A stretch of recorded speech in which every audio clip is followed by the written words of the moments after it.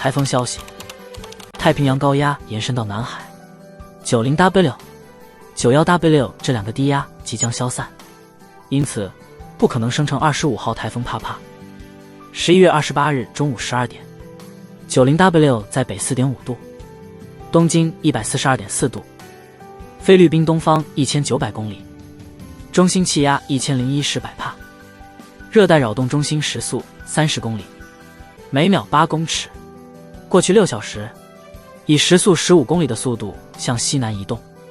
原本后方有91W 生成，在太平洋高压下，今天凌晨时已经消失了。同时 90W 也受其影响，虽然海温有29度，风切时速20公里的条件下，仍然发展缓慢，向西南移动，逐渐靠近新几内亚。